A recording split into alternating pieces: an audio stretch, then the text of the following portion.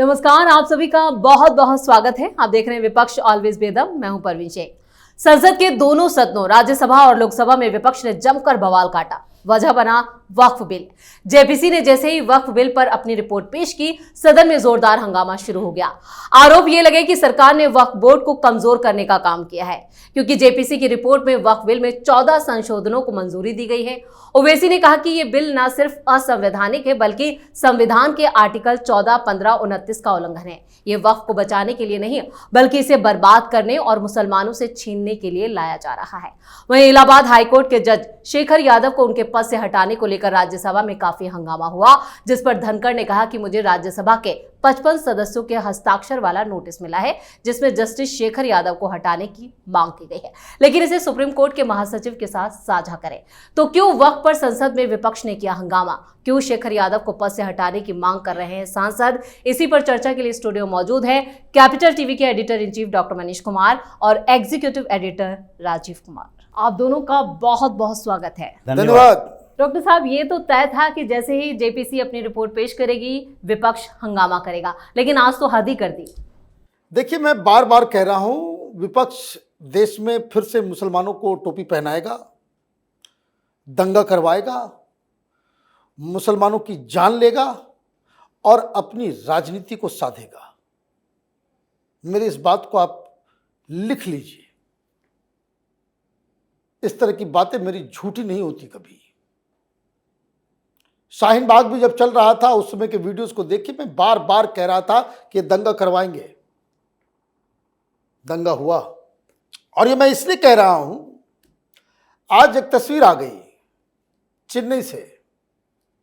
ये एसडीपीआई वाले सड़क पे आ गए, तमाम जमीयत उलमाए हिंद वाले, all India Muslim personal law board वाले, ये सारे लोग कि हमारे शिनाख्त पे हमला है, ये हमारी मस्जिदें छीन लेंगे, हमारी दरगाहों को छीन लेंगे, हमारे मदरसे जो है वो सरकार ले लेगी। कोई भी कौम जो है वो परेशान हो जाएगा। सवाल बहुत ही सिंपल है, क्या वक्त के अंदर जो बदलाव किए जा रहे हैं, इससे मदरसे छीन लिए जाएंगे, दरगाहें छीन जाएंगी, मस्जिदें छीन जाएंगी? ये कौन बता रहा है? ये कौन बता रहा है? क्या इस्लाम में कोई भी मस्जिद डिस्प्यूटेड जमीन पे मस्जिदें बन सकती है क्या? ये राज्यसभा और लोकसभा में ये नकली मुसलमान सब ये तमाशा कर रहे हैं लोगों को भड़काने के लिए जी। अगर जमीन विवादित है तो वहां तो मस्जिद हो ही नहीं सकती। और कौन सी मस्जिद को वक्फ की वजह से छीनी जा रही है, उसकी लिस्ट कोई देगा? जमीन कब्जाने की लिस्ट जरूर सामने आ गई है। भाई, ये तो मुसलमानों की जमीन सबसे ज्यादा कब्जा करके बैठा हुआ है। ये वक्फ बोर्ड मुसलमानों की जमीन लेकर के बैठा हुआ है। लेकिन है क्या कि ओवैसी भी जमीन खा के बैठा हुआ। ये जितने राज्यसभा में बैठे हुए हैं, सब वक्फ के नाम पे ये दलाली कर करके सब माल खा करके बैठे हुए हैं। देखिए कैसे ये अमानतुल्ला, मुस्लिम कौम भी अजब है भाई। वो जेल गया अमानतुल्ला, वो कोई बीजेपी वाले थोड़े जेल में डाले। वक्फ के अंदर जो लोग हैं, उन्हीं लोगों ने तो कंप्लेन किया कि ये वक्फ की जमीन को अपना बपौती समझ करके उसको गलत तरीके से इस्तेमाल कर रहा है, माल कमा रहा है। तो उस पर जांच हुई, वो जेल गया। लेकिन मुसलमान कौम का क्या कहा जाए? वो कोई आ जाता है, बोलता है बीजेपी वाले आ जाएंगे तो भाई यही चोर चक्कों को जो है वोट दो। तो ये तो यही होगा। कुछ नहीं है इनके पास। और ये ज्यादा कानून पढ़ लिया ये ओवैसी। फंडामेंटल राइट्स का तो हनन ये एक लाइन से हो रहा है। मेरी जमीन तुम छीन लोगे, मैं कोर्ट नहीं जा सकता। जो छीनेगा उसके पास ही मुझे आवेदन देना पड़ेगा। ये कौन सा संविधान तुमने पढ़ लिया? और ये पागल आदमी, ये तमाम लोग जो कह रहे हैं अभी मस्जिदों को छीना जाएगा, कल चर्चों को छीना जाएगा, गुरुद्वारों को छीना जाएगा। अरे अकल के अंधे लोग, ये बताओ कि क्या वक्फ के तरह का कानून मंदिरों के लिए है, गुरुद्वारों के लिए है, चर्चेस के लिए है? कहां है इक्वालिटी? मुस्लिम वोट के लिए जो है, मैं बार बार कह रहा हूं, ये ऐसी जमात है, ये तथाकथित सेकुलर पार्टीज की मुसलमानों की वोट की खातिर चौराहे पे कहो कि भाई आप जो है कपड़े उतार करके नंगा नाच करो, ये वो काम करने के लिए तैयार हो जाएंगे। ये इसकी असलियत है राजनीति की। ये लोगों की जान लेंगे और सरकार से गुजारिश है कि ये कदम पीछे ना हटे। वक्त में बदलाव लाना जरूरी है। एक सवाल का जवाब दे दे कोई। ये मुस्लिम पर्सनल लॉ बोर्ड के मौलाना को मैं देख रहा था, बकवास कर रहा था। भाई कौन से मुस्लिम मुल्क के अंदर वक्फ का बोर्ड है? कहां कुरान में लिखा हुआ है, हदीस में लिखा हुआ है कि वक्फ को होना चाहिए? कोई बोर्ड होनी चाहिए, कोई कानून होना चाहिए? किस शरीयत में लिखा हुआ है? माल कमाने के लिए तुम धर्म को भी बदनाम करोगे और ये कहोगे कि मुसलमानों का पर्सनल राइट है। तो ये बेकार की बातें हो रही है। मैं बार बार कह रहा हूं, ये गंदी राजनीति, वोट बैंक पॉलिटिक्स के लिए ये लगातार हार रहे हैं हर जगह। मुस्लिम वोट के लिए कॉम्पिटिटिव कम्युनलिज्म चल रहा है और ये लोग दंगा कराए बगैर शांत नहीं बैठने वाले। बिल्कुल, मुसलमानों को बेवकूफ बनाने में विपक्ष का यहाँ पर सभी हदें पार कर रहे हैं। लेकिन जो सर यहाँ पे असहमति नोट का बार बार जिक्र किया जा रहा है, वो एक्चुअल क्या है, उसे क्यों मुद्दा बनाया जा रहा है? देखिए, मुसलमान बेवकूफ है ही तो उसे बेवकूफ बनाने की जरूरत नहीं है। ये जो सड़क पर उतर रहा है वो बेवकूफ नहीं है तो समझदार है। सीएए के लिए सड़क पर उतरा था तो वो समझदारी का परिचय दिया था कि नहीं हमारी नागरिकता चली जाएगी। ये इतना बेवकूफ कौम है कि इसे कोई भी बेवकूफ बना सकता है और ये राजनीति होनी चाहिए। ऐसी राजनीति की हिंदुस्तान में अभी जरूरत है। मुसलमानों को हंगामा करना चाहिए, सड़क पर आना चाहिए, प्रदर्शन करना चाहिए और ये सारे विपक्ष में बैठे हुए सो कॉल्ड सेकुलर पार्टियों को तमाशा देखना चाहिए कि आगे ये जो विनाश के कगार पर खड़े हैं उस समय इसकी बुद्धि कैसे भ्रष्ट हो चुकी है। क्योंकि इस पूरे आंदोलन का फायदा ओवैसी जैसे लोगों को हो सकता है। ओवैसी की पार्टी को कोई नुकसान नहीं है क्योंकि वो केवल और केवल मुसलमान का वोट लेता है। वो उन्हीं जगहों पर चुनाव लड़ेगा जहां पर 60% 70% मुस्लिम आबादी हो। वो उन जगहों पर चुनाव नहीं लड़ेगा जहां पर मुसलमान 30% 25% हो और हिंदू 70% के आसपास हो या फिर गैर मुस्लिम 70% हो, सब मिला जुला कर भी हो। इसलिए ओवैसी को कोई नुकसान नहीं है। वो चीखेगा, चिल्लाएगा, सारे मौलाना इकट्ठे होंगे, हंगामा होगा, विरोध प्रदर्शन होगा। इससे होगा क्या? इससे तो यही होगा कि जो हिंदू अभी तक एकीकृत नहीं हो सकते हैं और नहीं हो रहे हैं, जो हिंदू ध्रुवीकरण की बात ये पार्टियां करती रहती है, भारतीय जनता पार्टी के पक्ष में हिंदू ध्रुवीकरण हो रहा है, ये कभी मुस्लिम ध्रुवीकरण की बात नहीं करेंगे। वो सारे इंटेलेक्चुअल के मुंह पे तमाचा लगेगा क्योंकि हिंदू धीरे धीरे ध्रुवीकृत होंगे। तुम अगर सड़क पर उतरोगे तो हिंदुओं को ये दिखेगा इन लोगों ने क्या किया। हमेशा से ये जो मुस्लिम डोमिनेटेड पॉलिटिक्स रही, विपक्ष की राजनीति में मुस्लिम केंद्र में रहा, उस समय होता क्या था? मुसलमान सड़क पर नहीं उतरते थे, जरूरत ही नहीं पड़ती थी। ये लोग क्या करता था, हिंदुओं के ऊपर बोझ डाल दिया और मुसलमानों के पक्ष में एक के बाद एक कानून लाता रहा। ये असंवैधानिक होने की बात कर रहा है, अलोकतांत्रिक होने की बात कर रहा है। तुम्हारा बहुमत था, मुस्लिम केंद्रित राजनीति चल रही थी, तो तुमने हिंदुओं को कोर्ट जाने से अधिकार को छीनने के लिए वक्फ बोर्ड बना दिया। तुमने हिंदुओं के उस अधिकार को भी कुचल दिया कि हमारे कहीं भी मंदिर मिल जाए तो हम कोर्ट जाएं, प्लेसेस ऑफ वर्शिप एक्ट ले आए। ये तुम्हारे बहुमत का ही असर था और उस समय मुस्लिम राजनीति के केंद्र में थे। तो अभी धीरे धीरे जितना ये निकलेगा बाहर, उतना भारतीय जनता पार्टी के लिए अच्छी खबर है कि हिंदू धीरे धीरे ये समझ जाएंगे कि ये जो बैठे हुए लोग हैं, चाहे राहुल गांधी हो या अखिलेश यादव हो या ममता बनर्जी हो, ये सारे लोग हिंदुओं को बांट रहे हैं जाति के आधार पर, अब मुसलमानों को इकट्ठा करके सड़क पर ला रहे हैं। तो ये राजनीति बहुत समय के बाद ऐसी हुई है कि सीए के बाद थोड़ा फायदा हुआ, कुछ हिंदू एकत्रित हुए, वोट जिहाद की बात, लव जिहाद की बात, अब वक्फ बोर्ड की बात, आगे प्लेसेस ऑफ वर्शिप एक्ट हटाने की बात। ये लंबी राजनीति ऐसे चलनी चाहिए ताकि इन लोगों को भी अपनी औकात का पता चले कि ये डेमोक्रेसी जब हमने अपनाया है तो हमारा पार्टिसिपेशन 20% से नीचे है और 20% वाले 80% वाले लोगों पर डोमिनेट नहीं कर सकते।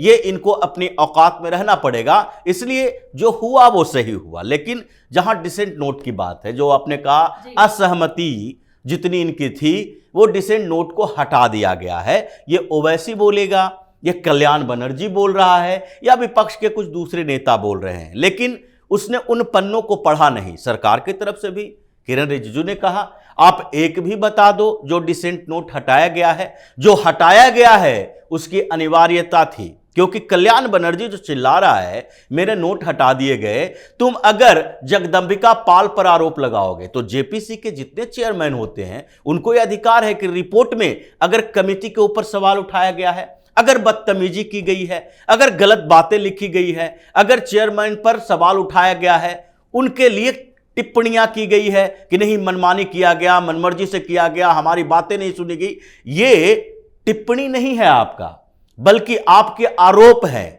और उन आरोपों को जेपीसी के चेयरपर्सन जो होंगे वो हटाने के अधिकारी होंगे। वो हटाया गया है, तुम वही पन्ना लेकर चारों तरफ हिंदुस्तान में घूमो। अगर डेमोक्रेसी की बात करते हो तो तुम्हारे पक्ष में केवल 11 वोट थे, उनके पक्ष में अगर 15 वोट है तो पास कौन कराएगा? वही कराएंगे।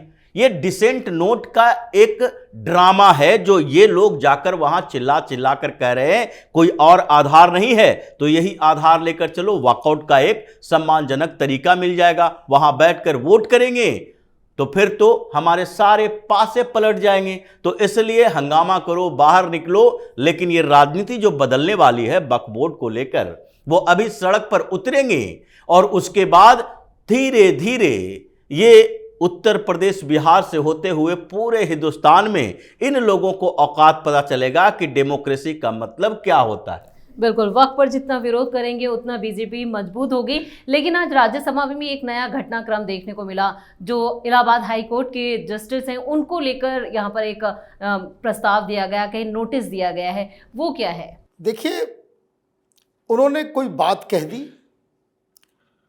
इलाहाबाद हाई कोर्ट के परिसर के अंदर एक प्राइवेट प्रोग्राम हो रहा था जी। ये बातें उन्होंने कोर्ट में नहीं कही, है ना जी। कुछ ऐसी बातें कह दी जिनको सेकुलर ब्रिगेड को जो है वो बुरा लग गया, है ना, कि भाई आदमी बोले तो उनके हिसाब से ही बोले। ये डेमोक्रेसी बचाएंगे ये लोग? ये इतने बदतमीज किस्म के लोग हैं कि इनको डेमोक्रेसी का किसी ने मतलब समझा दिया कि वामपंथी बात बोलो, सेकुलर बात बोलो तो वही सही है, उसके अलावा सब कुछ गड़बड़ है। भाई नोटिस दिए, नोटिस देते रहो, उससे क्या फर्क पड़ेगा। राजीव ने बिल्कुल सही कहा कि इसके ऊपर डिबेट डिस्कशन होना ही चाहिए। नोटिस किस लिए आया है? हाई कोर्ट के जजेस और सुप्रीम कोर्ट के जजेस को आप हटा नहीं सकते किसी एग्जीक्यूटिव ऑर्डर से। इन लोगों को हटाने के लिए एक प्रोसीजर है जिसको कहते हैं इम्पीचमेंट, और इम्पीचमेंट के लिए आपको हाउस में 15% के आसपास जो मेंबर हैं वो उस बिल को लेकर के जाते हैं। अब इसके ऊपर डिस्कशन होगा, वोटिंग होगा। पार्लियामेंट को ऐसा लगेगा कि इस आदमी ने लक्ष्मण रेखा क्रॉस की है तो उनको इम्पीच किया जाएगा। तो संख्या तो इनके पास है नहीं जी। ये बात वही है, मुसलमानों को बेवकूफ बनाने के लिए कि हम सबसे बड़े मुस्लिम समर्थक हैं। ऐसी बात इसने कैसे कह दी? ये कौन होता है कहने वाला? तो 2-3 चीजों समझने की है। क्या वो बातें अपने किसी सुनवाई के दौरान कही, किसी जजमेंट में इस तरह की बातें कही? एक से एक पागल लोग, पता नहीं क्या क्या जजमेंट आजकल आ रहा है, आप देख ही रहे हो। है ना। तो उससे किसी को कलेजा नहीं उसमें किसी का फटता है, लेकिन भाई ये मुसलमानों के खिलाफ बोल दिया तो बस दिक्कत हो जाएगी। ये सेकुलरिज्म आपने कहा बोला? भाई जज साहब को अधिकार है कि नहीं अपनी बात को रखने का? ये गाली गलौज करने वाला ये कल्याण बनर्जी को ही अधिकार है। ये बकवास करने का अधिकार सिर्फ संजय सिंह के पास है। झूठ बोलने का अधिकार सिर्फ राहुल गांधी के पास है। अफवाह फैलाने का अधिकार केजरीवाल के पास है। जज के पास कोई अधिकार नहीं है। एक हद तक एक पॉइंट वो भी मैं नहीं मानता, लेकिन फिर भी ये कहा जा सकता था कि अगर वो जजमेंट के दौरान, सुनवाई के दौरान, उस तरह के केस के दौरान कोई बात उन्होंने, वो एक प्राइवेट फंक्शन चल रहा है, अरे आरएसएस का फंक्शन था, है ना। अरे भाई आरएसएस वाले क्या वो टिम्बकटू के हैं, मार्स में रहते हैं, हिंदुस्तान के लोग हैं। ये आरएसएस का पूर्णकालिक प्रधानमंत्री बना हुआ है, ट्रंप से मिल रहा है, भारत को रिप्रेजेंट कर रहा है। You deal with it. ऐसा चश्मा मत पहन लो कि अंधे बन जाओ। आरएसएस की भाषा बोल रहा है, आरएसएस की भाषा बोले तो क्या हो गया? तमाशा चल रहा है देश के अंदर में। जिहादियों की बात करेगा, क्रिश्चियन मिशनरी की भाषा बोलेगा लोग, तो जज साहब को अधिकार नहीं है। वो किसी प्राइवेट फंक्शन में बोला। अब ये जज साहब जो अब वो अपने बच्चे से क्या बात करते हैं, उसमें भी इंपीचमेंट कर दोगे। तो ये बवाल इसलिए मचा क्योंकि कुछ लोग ये कह रहे हैं कि इंपीचमेंट का मसला ही नहीं है, हटा के बाहर फेंकिए इसको। लेकिन वो नहीं करना चाहिए। मैं तो चाहता हूं, जो राजीव कह रहे हैं वो बिल्कुल सही बात कह रहे हैं कि ये इस पे बहस हो और ये टेलीविजन के ऊपर भी डिबेट हो कि देश की जनता जाने कि ये डेमोक्रेसी, संविधान की बात करने वाले लोग ये समझते हैं कि हिंदुस्तान जो है भेड़ बकरियों की तरह सब एक ही तरीके से सोचे, एक ही तरीके की बात करे, एक ही तरीके से जो है आइडिया ऑफ इंडिया को डिफाइन करे और उसके बाद ये कहेंगे कि भाई हम डेमोक्रेटिक है। ये बकवास है बिल्कुल। इसके ऊपर जो है वो विपक्ष को बहुत बड़ी कीमत चुकानी पड़ जाएगी। वो वैसे भी एक चीज ध्यान रखें, यादव जी हैं, अखिलेश यादव को लिए बहुत परेशानी होगी। बिल्कुल। इलाहाबाद के high court justice Shekhar Yadav पर जो बवाल मचा है, लेकिन जिस तरह से धनखड़ साहब ने जो गेंद थी वो विपक्ष के पाले में डाल दी, ये क्या था? विपक्ष के पाले में नहीं डाला। विपक्ष की बात कहाँ यहाँ आ गई? इन लोगों ने 55 सांसदों ने लिख कर दिया नोटिस जी। और धनखड़ साहब ने कहा कि देखो इसका अधिकार चेयरमैन के पास है, यानी मेरे पास है कि हम इसको कैसे डील करें। अभी ये आपके कहने से तुरंत एक प्रस्ताव पारित नहीं करवा देंगे और प्रस्ताव हम नहीं ले आएंगे। हमारे पास आपकी नोटिस आई है, इसको हम सुप्रीम कोर्ट के महासचिव के पास भेजेंगे, राज्यसभा के महासचिव को हम ये आदेश देंगे कि आप इस पूरे प्रक्रिया को सुप्रीम कोर्ट के महासचिव के पास भेजें और सुप्रीम कोर्ट से इसके लिए क्या आता है आदेश कि क्या वो लोग मानते हैं कि ये जस्टिस शेखर यादव ने गलत किया और गलत किया तो क्या इम्पीचमेंट आना चाहिए। ये सारी बातें होने के बाद हम डिसाइड करेंगे कि कौन से तरीके से उनको पनिश करने के लिए प्रस्ताव लाया जाए। ये धनखड़ साहब ने कहा, लेकिन अब सुप्रीम कोर्ट में जाएगा, सुप्रीम कोर्ट के महासचिव क्या कहेंगे, क्योंकि सुप्रीम कोर्ट में तो पहले ही मसला चला गया है। शेखर यादव के खिलाफ सुप्रीम कोर्ट ने नोटिस दिया था और उनको कहा पहले माफी मांगो। इन्होंने माफी मांगने से इनकार कर दिया। कॉलेजियम में बैठे सुप्रीम कोर्ट के जज, इन्होंने दोबारा उनको कहा आप माफी मांग लें, लेकिन उन्होंने कहा हमने कोई गलत नहीं कहा। जब गलती की ही नहीं है तो उसकी माफी की क्या बात है। आपने समझने में भूल की, लोगों ने समझने में भूल की। ये प्रोग्राम विश्व हिंदू परिषद का, वहां पर बात यूसीसी की हो रही है, ये जुडिशियरी की बात है, यूसीसी की बात है, जो सुप्रीम कोर्ट ने कई बार कहा है यूसीसी तो लागू होना ही चाहिए। और सरकार के ऊपर उंगली उठाई थी कि आप 10 साल करते करते 70 साल गुजार दिए, आपको क्या अनुकूल परिस्थितियां नहीं मिली यूसीसी की। और शेखर यादव ने यही कहा था कि यूसीसी से किसी को क्या तकलीफ हो सकती है, क्या हिंदुस्तान में सरिया कानून लागू होना चाहिए। क्यों लागू होना चाहिए। जो कठमुल्ले, ये शब्द बड़ा इंपॉर्टेंट था, जो उन्होंने कठमुल्ला शब्द बोला, जिसको लेकर ये हंगामा कर रहा है, कठमुल्ला कठमुल्ला क्यों बोल दिया। जो कठमुल्ले इसका विरोध करते हैं वो गलत करते हैं। हिंदुस्तान डेमोक्रेटिक कंट्री है और यहां बहुसंख्यकों की भावनाओं का ख्याल रखा जाएगा। अभी भी बहुसंख्यकों की भावना का ख्याल रखा जाता है। डेमोक्रेसी अपनाए क्यों? बहुसंख्यक ही वो हैं जो प्रतिनिधि बनाकर भेजते हैं संसद में, और बहुसंख्यक का मतलब यही होता है जिसके पास जितना ज्यादा वोट मिले। तो वो बहुसंख्यक की बात की। उन्होंने ये नहीं कहा कि हिंदुओं की भावनाएं देखी जाएगी, हिंदुओं का ही चलेगा। तो उन्होंने जो बातें कही उस पर उनको माफी मांगने के लिए कहा गया, उन्होंने मना कर दिया।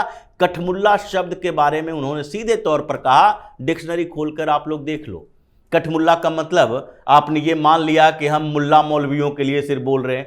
कठमुल्ला रिजिड व्यक्ति तो हर धर्म में होता है जो इसका विरोध कर सकता है, यूसीसी का विरोध कर रहा है। लेकिन जो बात यूसीसी को लेकर उन्होंने की वो कोई गलत नहीं था, बल्कि इन लोगों ने सरिया कानून, मुसलमान चूंकि यूसीसी का विरोध कर रहा है तो उन्हीं को लेकर कपिल सिब्बल जैसे कुछ दलाल वकीलों ने, जो शब्द है इन लोगों के लिए, अभिषेक मनु सिंघवी, कपिल सिब्बल, ये सुप्रीम कोर्ट में क्या कर रहा है? रोज कपिल सिब्बल ये बातें बोलता है। 2 दिन पहले बोला कि न्याय की हत्या कर दी गुजरात हाईकोर्ट के जजों ने। क्यों भाई? क्योंकि इमरान प्रतापगढ़ी के याचिका को खारिज कर दिया तो हत्यारा हो गया गुजरात हाईकोर्ट का जज, और यहां सुप्रीम कोर्ट के जज ने उनको, उनकी याचिका को एक्सेप्ट करके गिरफ्तारी पर रोक लगा दिया, प्रोसीडिंग पर रोक लगा दिया। तो ये आप न्याय के सुरक्षादार हो गए। तो ये स्थितियां सुप्रीम कोर्ट में, हाई कोर्ट में सब जगह चल रही है। धनखड़ साहब ने ये काम किया है, अब सुप्रीम कोर्ट बताए। सुप्रीम कोर्ट तो पहले ही कम्युनिकेशन कर चुका है इलाहाबाद हाई कोर्ट से और उनको माफी के लिए बुलाया, माफी नहीं मांगे, बात रफा दफा हो गया।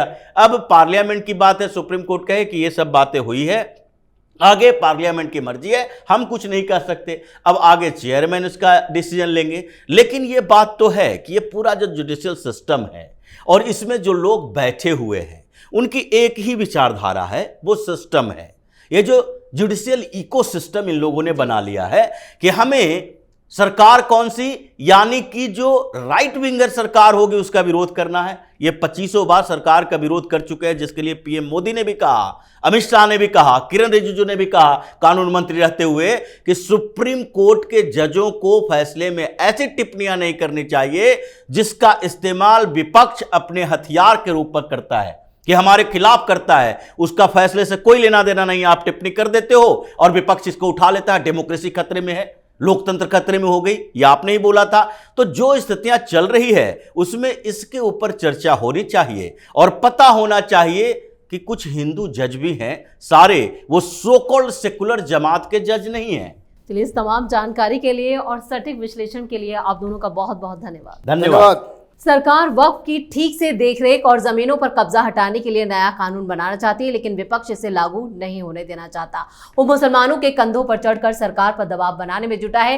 विपक्ष का कहना है कि ये मुसलमानों के हक छीनने की कोशिश है। हालांकि सरकार ने इन आरोपों को खारिज कर दिया और दावा किया कि रिपोर्ट में विपक्षी दलों की डिसेंट रिपोर्ट एनेक्स्ट्रेचर में शामिल है, लेकिन शोर शराबा करने वाले विपक्ष को उसकी जगह दिखा दी गई, यानी विपक्ष ऑलवेज बेदम है। इस खास शो में इतना ही। वीडियो कैसा लगा कमेंट करके अपनी राय जरूर दें। वीडियो को लाइक करें, शेयर करें और कैपिटल टीवी को सब्सक्राइब जरूर करें। धन्यवाद।